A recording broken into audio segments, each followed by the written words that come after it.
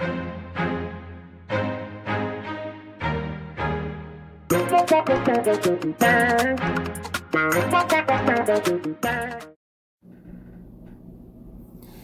guys, welcome to my video. So today I'm going to do a voiceover of that time I decided to wax my face. It's been a very long time since I've waxed. I've started shaving since my all-time favorite beauty blogger, Huda, made me realize that waxing and the yanking motion could cause wrinkles and sagging. So I've been shaving for about a year now. But waxing was my go-to method of hair removal for my chin and mustache for a while.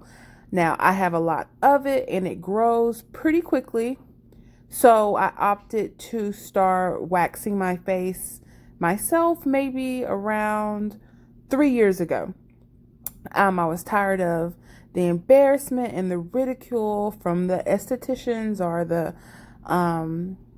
whoever was waxing my face at the time. So I started doing it at home, and as you can see, my technique is very poor. I haven't done it in quite some time. And what I do is I'll have a description in the link below. Anyways, I'll have a description below about the type of fabric I use to wax. Certain wax kits have cloth or fabrics that you can wax with, but I also like to go to fabric stores and get my own cloth just to have some in case I run out of the material provided in the kit. And I'm excited to share the brand that I use to wax, because I've tried different types of brands and I've tried different methods, like waxes that use your body heat, waxing strips, and all of those ended in disaster. This is me using oil. I use coconut oil, the same kind that I use in my hair in the kitchen, to get the excess wax off of my hands. Like I said, I have very poor technique and I get it everywhere. It's kind of messy. And if it's not warm enough, that's what I've noticed is how I make the mess, because it's just not malleable. It's not runny enough. And believe it or not, when it's sticky and not really runny, it's harder to work with. So as you can see, I probably should have stuck it back in the microwave. And I also had, emphasis on had, a warming little, a warming tray. I'll put a link in the description to one, just a random one, that keeps it warm while you work. And I spilled wax on it. I never bought another one. It cost about $10. It was very efficient, but the microwave is just efficient as well. So, like I said, I'm very frugal. I didn't go back and repurchase. And especially since I shave now, I really didn't want to invest in another one just to have another item in my house. So that little stick tool that I'm using is actually a coated novelty chopstick. I like to use those better than the popsicle sticks, because to me they're easier to apply and get around the nooks and crannies of my face. So I use the chopstick to apply the wax to my face. I'm not even going to attempt to pronounce the company. I got it from Ulta. Like I said, it's going to be a link below to tell you the name of the company of the wax that I use. But I like this brand. The kit is around $13 at Ulta.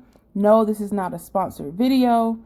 It comes with the wax in a pretty sturdy container, but make sure you screw the lid on tight so the wax doesn't spill out. That's how I ruined my heating machine.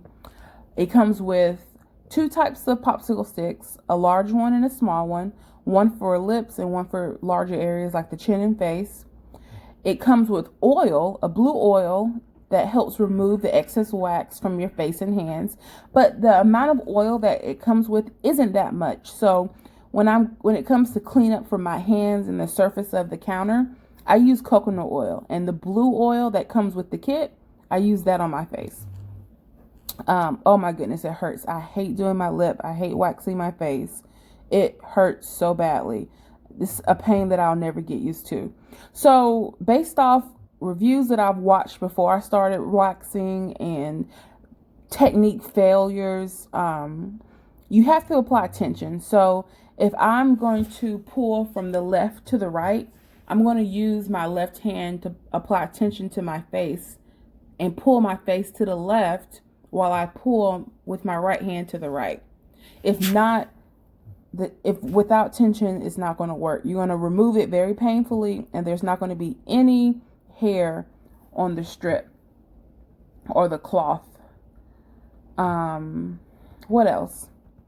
I don't know. I just wanted to share you guys that I get it. I feel your pain. I hate facial hair. I have been waxing my chin since I was 16 years old. True story, I got my first hair on my chin when I was 12.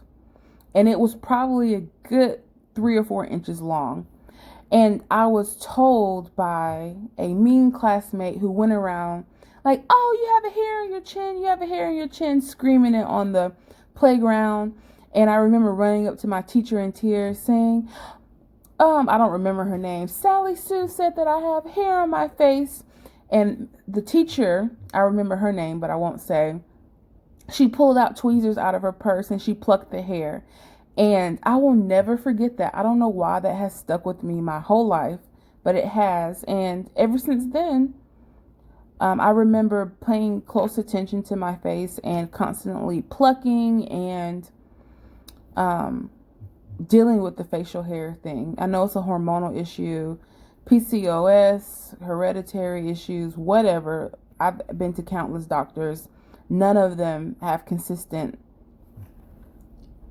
messaging for me. I mean, whatever. That's a whole nother subject. But that's the blue stuff I was talking about. I just want to share this. You're not alone. Facial hair is annoying, but there are options that, look at that blue stuff. It just removes it right off. I don't know if it's infused with certain properties that break down the oil, but I mean the wax, but it works. Now here's a very mistake. What was I thinking? Do not shave your face. Don't shave your face after you wax. What was I thinking? Rookie mistake. Come on now. That junk burned. But I was frustrated because I was like, oh, I'm tired of waxing. I want this just off my face. I was getting ready to go to a meeting. That's me using the coconut oil to get it off my hands. Because I was about to apply some antibacterial cream and ointment to my upper lip because I didn't want an infection. I don't know what damage I caused. I was a little nervous because it was still burning. It was literally on fire. It hurt to even apply the ointment. And I did this twice a day for about 2 more days. There was no scarring. There was no sign of infection, but I was worried because I had done something so stupid, such as wax and then shave. It was very sensitive and very irritated. And I know that's not what you do, but I was like, what damage can I really do? Learned my lesson the hard way, so don't do the same thing. Anyways, as always, no matter how careful I am, even when I go get my face professionally waxed, there are always little straggly, stubborn spots. And they usually pluck those by hand. So this is me the wax is too warm. I should have gotten up and rewarmed the wax, but I didn't. I just continued on. I was ready to go. But I've always had to go in and pluck a little bit of the stray hairs after I wax. And the chin area has always been the hard. I guess because it's like a 45-degree angle or something, it's very hard for me to get those hairs off around my chin. It's always easier for me to get my lip and the sides of my cheeks and the very bottom of my chin where I have that double chin. But anyways, I guess the video is almost over. All right, guys, thank you so much for watching this video. Please comment below any problems you have waxing or shaving. And until next time, with much love, Izzy.